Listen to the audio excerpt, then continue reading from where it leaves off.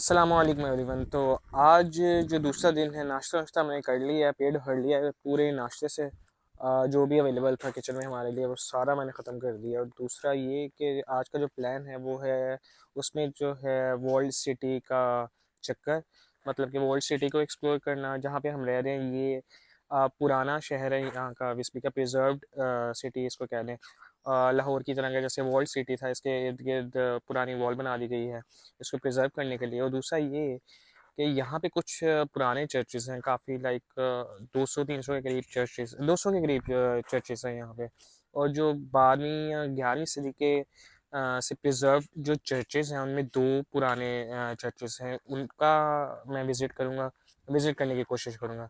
और फिर in the end पिछले दिन की तरह सनसेट पॉइंट पे जाके अपने दिन का अख्ताम करूँगा। और तीसरे दिन जो मेरा प्लान है वो किसी सैंडी बीच विज़िट करने का है, जहाँ पे मैं पूरा दिन गुजारूँगा।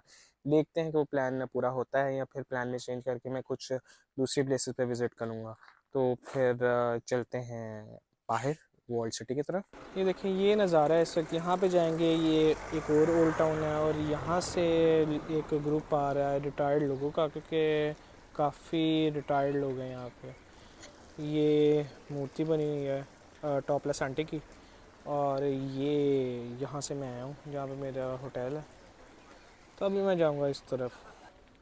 वैसे विस्बी में आने के बाद ना मैंने एक बात नोट की है, क्योंकि यहाँ पे ना, यहाँ तो दो लोग हैं, यहाँ तो स्टूडेंट्स हैं या फिर बहुत ही बूढ़े लोग हैं जो रिटायर होके अपने रिटायरमेंट के दिन जो है वो इंजॉय करने आए हैं। मौसम जो है वो बहुत ही मुनासिब है, मतलब कि 21-22 है, लेकिन मुझे जो लगता है वो जून और जुलाई और अगस्त में आना थोड़ा सा मुश्किल होगा, क्योंकि यहाँ पे टेम्परेचर जो है काफ़ी हाई है। बेस्ट दिन जो है यहाँ पे मुझे लगता है कि मई का एंड काफ़ी अच्छा होता होगा, क्योंकि दिन भी लाइक 9:30 बजे ग़ुरूब हो रहा है सूरज, और सुबह 4 बजे के करीब सूरज निकल रहा है। तो मुझे लगता है कि दिन को यूटिलाइज़ करने के लिए टाइम काफ़ी है।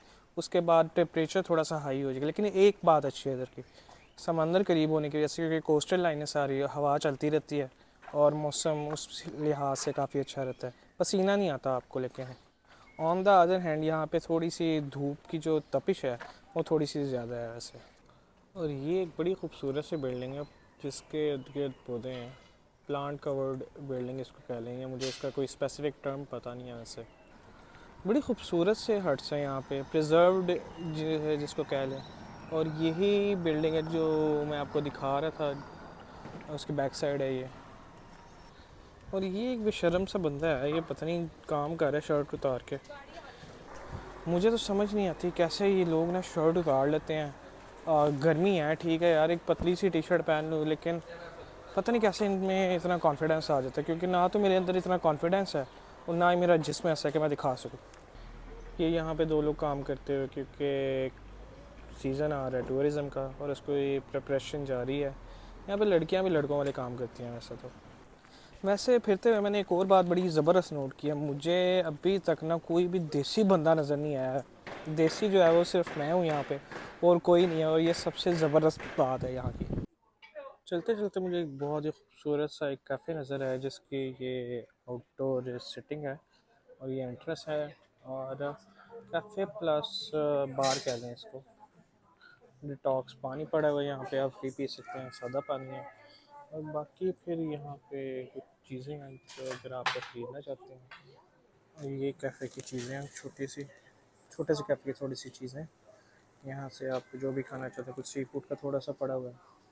पीछे बार का सीन है, केकर्स वगैरह, ड्रिंक्स, और ये काउंटर है। अच्छा, स्वीडन की जो एक बात है मुझे बड़ी ज़बरदस्त लगती है, मुझे बाकी स्वीडन का पता नहीं, लेकिन जिन सिटीज़ में मैं अभी घूमा हूँ, लेट्स से उपसाला कह लें और स्टॉकहोम कह लें, और ये विस्बी यहाँ पे आए, कहीं पे भी आप किसी भी रेस्टोरेंट में जाके बैठ जाएं, अंदर बैठ जाएं, बाहर सिटिंग जो है वो उन्हें दी होती है, बैठ जाएं, पानी पी लें, कुछ भी, तो आपको मना नहीं करते हैं। ये बहुत ही ज़बरदस्त बात है, बशर्ते आप में कॉन्फिडेंस होना चाहिए।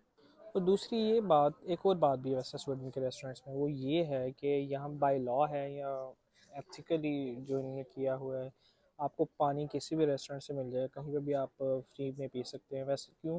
क्योंकि यहाँ पे जो टैप वाटर है वो लोग इस्तेमाल करते हैं, जो पीने वाला दूसरा पानी है, लेट से स्टिल वाटर एक होता है और एक कार्बोनेटेड वाटर होता है, उसकी जो बोतलें हैं वो काफ़ी महंगी हैं। यहाँ पर भी रेस्टोरेंट्स में जो है, जैसे अभी मैं गया था मैक्स में, विस्बी में गया था। कल मैं गया था वहाँ पे 3 किस्म के पानी थे। एक स्टिल वाटर था, एक थोड़ा सा कार्बोनेटेड वाटर था, और एक उससे ज़्यादा कार्बोनेटेड वाटर था। तो यहाँ पे पानी का जो सीन है और बाथरूम यूज़ करने का किसी भी रेस्टोरेंट में सीन है, वो मना नहीं करते हैं आपको। यार एक प्रो टिप मैं आपको देना चाहूँगा, अगर आप लोग यूरोप के टूर का इरादा रखते हैं, या फिर आपको यकीन है पाकिस्तान से बाहर कहीं भी आपको यकीन है, अगर आप बाथरूम जाते हैं और आपको मुस्लिम शावर नहीं मिलता है, तो आपने हमेशा एक बोतल अपने साथ रखनी है पानी की। क्यों? क्योंकि मैं अभी गया था बाथरूम और पानी की बोतल मुझसे हो गई मिस होटल में, क्योंकि होटल में भी मुस्लिम शावर नहीं था, उधर मैंने प्लास्टिक की बोतल रखी हुई थी अपनी कार्रवाई साफ़ करने के लिए। और मुझे अभी जाना था बाथरूम होटल में किसी, और मेरे पास पानी की बोतल नहीं थी। तो पानी की बोतल जो मैंने ख़रीदी वो मुझे पड़ी 16 SEK की, यानी कि पाकिस्तानी 400 रुपये की। और पाकिस्तान में अगर आप पब्लिक टॉयलेट यूज़ करते हैं तो आपको छोटा 10 रुपये, बड़ा 20 रुपये, या चलो इन्फ्लेशन रेट अगर एडजस्ट कर लें तो अब बड़ा हो गया होगा 50 का। लेकिन मुझे अपनी बड़ी कार्रवाई पड़ी 400 रुपये पाकिस्तानी। तो आपने ये बात ज़रूर एहतियात से याद रखनी है। मैंने कभी भी अपने आप को इतना प्रोटोकॉल नहीं दिया, लेकिन यहाँ पे आने के बाद मुझे बहुत ही ज़्यादा प्रोटोकॉल देना पड़ा अपने आप को। तो चलते चलते मुझे एक ये दुकान नज़र आई है। इस दुकान का नाम है ग्लास मफिनत, यानी ग्लास कहते हैं आइसक्रीम को स्वीडिश में। और ये जो है ये गॉटलैंड की स्पेशलिटी है। इनका कहना है कि यहाँ पर 200 से ज़्यादा इनके पास फ्लेवर्स हैं, कुछ वीगन्स भी हैं और बाकी वेजिटेरियन भी हैं, और जो नॉर्मल आइसक्रीम के होते हैं वो भी कुछ उनके पास फ्लेवर्स हैं। तो इसकी जो स्पेशलिटी है वो वैसे मैंने यहाँ पे हर रसाले में, हर मैगज़ीन में उसकी जो एडवर्टीज़मेंट है वो देखी है। तो देखते हैं अंदर जाके कि मेरे लिए कुछ खाने के लिए है या नहीं, क्योंकि मैं सोच रहा हूँ कि चॉक बार के अलावा भी जो मैं खाता था उसके अलावा भी कुछ ट्राई कर लिया जाए। काफ़ी ज़्यादा लोग आए हुए हैं यहाँ पे, तो मैं अंदर जा रहा हूँ। देखते हैं कुछ फ्री ट्राई कराते हैं या नहीं, मतलब कि ट्राई करने के बाद मैं आइसक्रीम कुछ खाना चाहूँगा। और कुछ ये फ्लेवर्स हैं, और ये छोटा सा इनके पास कैफ़े भी है। और यहाँ पे कुछ मीठा खाने के लिए भी है, मीठा सा टर्किश टाइप जो है कुछ। यहाँ पे ड्रिंक्स भी हैं, बेकरी आइटम्स हैं बाकी। और यहाँ पे कुछ इंटरेस्टिंग फ्लेवर वैसे मुझे नज़र आ रहे हैं, जिनमें पता नहीं इसको क्या नाम दिया है। हैरी पॉटर बबल गम का है, एक बनाना और कोला का है। उनके जो कोला से मुराद कोका कोला कह सकते हैं आप उसको। फिर यहाँ पे popcorn flavour, wow, cotton candy का फ्लेवर है। ये वो फ्लेवर है जो मैं पहली दफ़ा देखूँ। चूरोस का भी है एक। तो यहाँ पे चॉकलेट केक का फ्लेवर है, और कुछ अगर मैं देखूँ ब्लडी ऑरेंज, पता नहीं क्या चीज़ है ये, वाइन या शैम्पेन का कुछ कोई फ्लेवर है, डिलीशियस है। इसका कोला का फ्लेवर है, इसका रेड बुल का फ्लेवर है, ग्रेप्स है, फिर मुझे समझ आ, मोहितो है, और अनार का है, मैंगो पैशन है, हलॉन यानी कि रास्पबेरी का है। काफ़ी डिफरेंट फ्लेवर्स हैं। वाकई मुझे लग रहा है कि ऑल इन ऑल मेरे ख्याल से 200 फ्लेवर तक हो ही जाएगा इनका वैसे। और देखते हैं कि ये खातून है जो जिन्हें आइसक्रीम दी है, और बाकी मैं देखता हूँ कि इनके प्राइसेस क्या हैं। प्राइसेस जो एक कप की, छोटे कप की 55 है, अगर मैं कोन में लूँगा तो मुझे 45 की पड़ेगी। तो इतने ज़्यादा फ्लेवर्स हैं, मैं कंफ्यूज हो गया हूँ। बजट मेरा है नहीं, लेकिन मैं इतने ज़्यादा फ्लेवर वैसे भी ऑब्वियसली ट्राई कर भी नहीं सकता। फ्री ये ट्राई करवा रहे हैं या नहीं करवा रहे मुझे इसका आइडिया नहीं, क्योंकि काफ़ी रश है। मैं फ्री में पूछता हूँ कि कुछ ट्राई कर सकते हैं या नहीं। तो मैं कोशिश करता हूँ कुछ ट्राई करने की। मैं मुझे किटकैट का नज़र आया जो मुझे फैसिनेट कर रहा है। एक वाइट चॉकलेट भी है। चल बना, can you try this one. तो मैं ये खाना, thank you. The New York cheese cake, या। तो मैं अब ट्राई करने का दूसरा इसकी तरफ, और कुछ ज़्यादा ही दे दिया।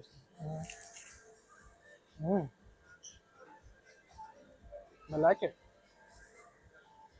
तो दो दो आइसक्रीम्स मैंने ट्राई की थी, किटकैट और एक न्यूयॉर्क का चीज़ केक। तो मैं ले लूँगा न्यूयॉर्क चीज़ केक। तो मैं ज़्यादा नहीं खाऊंगा, जो एक ही स्कूप वाली आइसक्रीम है मैं वही लूँगा, क्योंकि काफ़ी ज़्यादा मीठा हो जाता है, फिर खाया नहीं जाता। तो ये आइसक्रीम मैंने ली है जिसका फ्लेवर है न्यूयॉर्क चीज़ केक, जो मुझे अच्छा लगा था। दो फ्लेवर्स मैंने टेस्ट किए थे वैसे, और उसमें मुझे ये अच्छा लगा था। मैं जा रहा हूँ बाहर इसको एंजॉय करने। इससे पहले कि मेरी आइसक्रीम पिघले मैं खाने लगूँ। और बिस्किट लगा के बड़ा स्टाइलिश किया वैसे, पेस्ट्री तो है वैसे। बिस्किट बिस्किट के साथ ट्राई करते हैं इसको, गिर ही ना जाए ऐसे।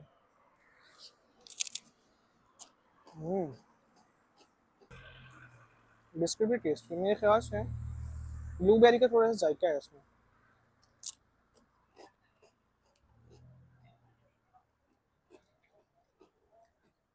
खैर मैं खाता हूँ अपनी आइसक्रीम, और फिर मैं उसके बाद बताऊँगा कि मैं कहाँ पर गया था। तो आइसक्रीम खाने के बाद मेरी भूख हो गई इग्नाइट, क्योंकि सुबह से मैं लूर लूर फिर रहा हूँ, ऐसे थक गया हूँ।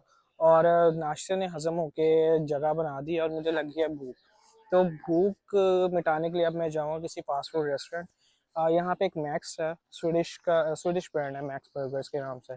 तो वहाँ पे वीगन ऑप्शंस मिलते हैं। वैसे मैं एक बात बताऊँ, यूरोप का एक बड़ा फ़ायदा कि यहाँ पर हर दुकान पे एलर्जीज़ की वजह से मीट के साथ साथ हराम मीट होता है, ज़ाहिर सी बात है, अगर आम सी शॉप्स हैं। मीट के साथ साथ आपको वीगन ऑप्शंस भी अवेलेबल होती है, इवन एग फ्री भी अवेलेबल होती है ऑप्शंस, क्योंकि यहाँ पे जो अंडे की एलर्जी है वो बड़ी आम है।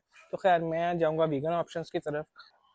और एक और बात मैं वैसे बताऊँ, अगर जब भी आप कभी ट्रिप पे आ रहे हैं बाहर या कहीं भी, अगर आपने अच्छा सर्वाइव करना है और कम पैसे में सर्वाइव करना है, तो मैं आपको टिप दूंगा कि आप जब भी जाएं तो फास्ट फूड रेस्टोरेंट्स हैं वहाँ का खाना खा के आप रिलाए, आप पूरा दिन गुजार सकते हैं। क्यों? क्योंकि एक तो सस्ता होता है और ऑप्शन भी काफ़ी हो जाती हैं। अगर महंगा खाना खाना है, ट्रेडिशनल खाना खाना है, तो फिर तो वो आप कहीं से भी बैठ के खा सकते हैं। और चलते चलते ये मुझे नज़र आया है LG TV का झंडा, और जिसमें एक डंडा भी है वैसे। और चलते चलते ना मुझे खैर हार्डली नज़र आ गई, दैट्स अ पार्ट। चलते चलते मुझे ये बिल्डिंग नज़र आई हैं। ये ज़्यादातर प्रिजर्व्ड हैं यूएन की तरफ से, क्योंकि 1995 में यूनेस्को ने विस्पी को अपने अंडर ले लिया था।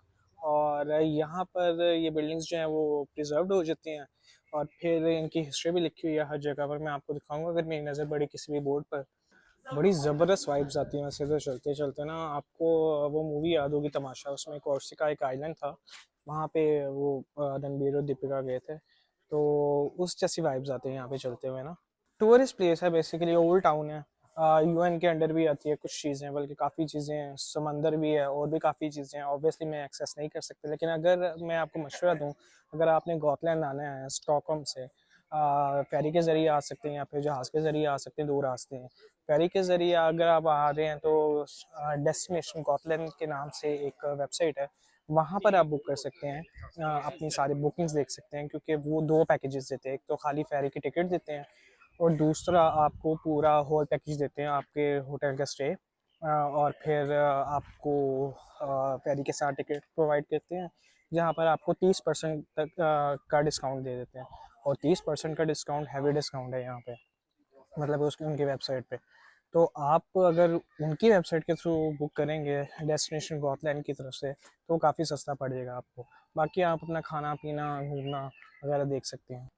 और एक और बात ये कि अगर तो आपके पास गाड़ी, आप गाड़ी ज़रूर लें। जो क्रूज़ है उसमें जगह होती है, गाड़ी गाड़ी को बुक करवाएं, और फिर आप गाड़ी में अगर आएंगे तो आप पूरा गॉटलैंड कवर कर सकते हैं 7 दिनों में, 8 दिनों में, 10 दिनों में, जितने भी दिन आप रहना चाहें। यार चलते चलते ना मुझे एक और बिल्डिंग नज़र आई, बड़ी खूबसूरत है ये। जैसे इंसान 100 साल बाद सांप बन जाता है ना, इसी तरह इसने 1000 साल बाद पौधा बन जाए या दरख्त बन जाए इसका।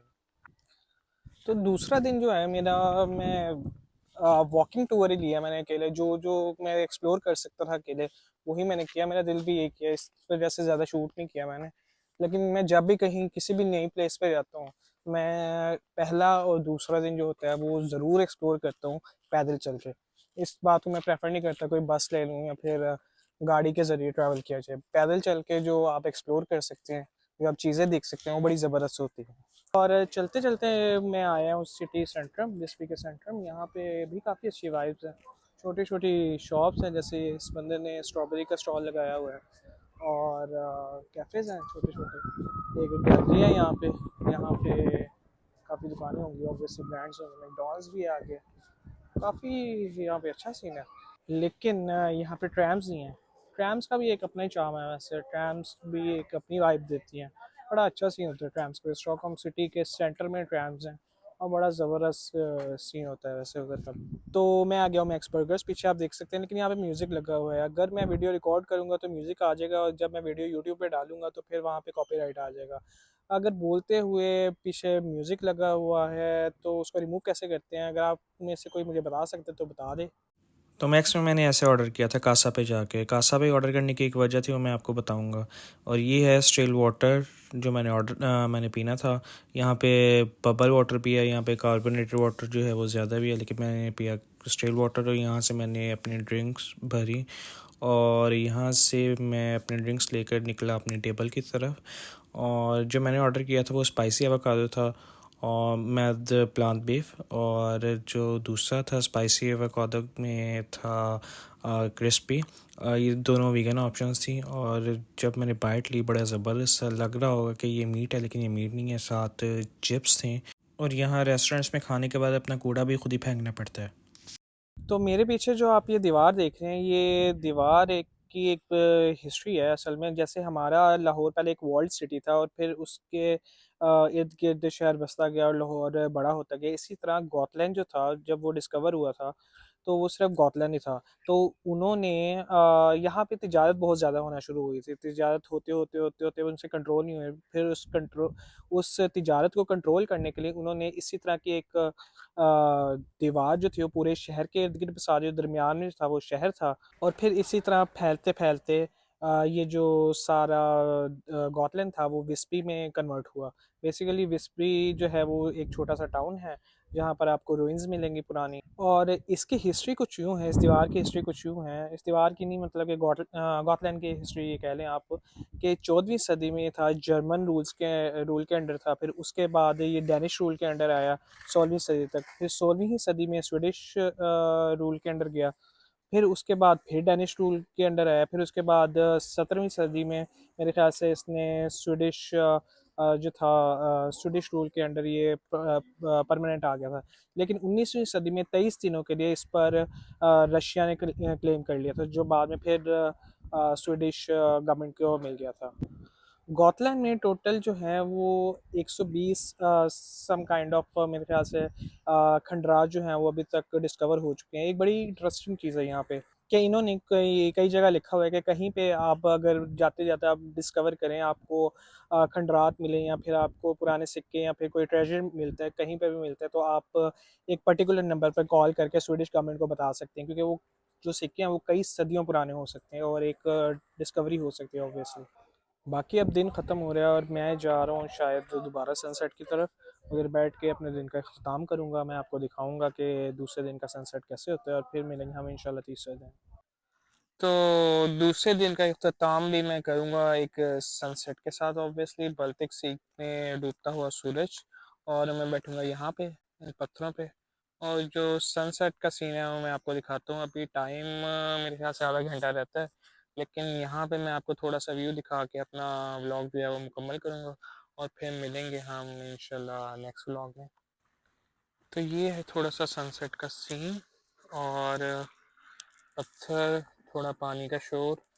लहरों का शोर तो नहीं है वैसे, यहाँ पे बहुत ही काम कंपोज सा माहौल है। वैसे यहाँ पे सूरज पलतिक सी में जाता हुआ, दिन ढलता हुआ, और मैं करूँगा अपने ब्लॉग का इख्तिताम। तब तक आप मुझे सब्सक्राइब कर सकते हैं, सपोर्ट कर सकते हैं। टिल देन अल्लाह हाफिज़।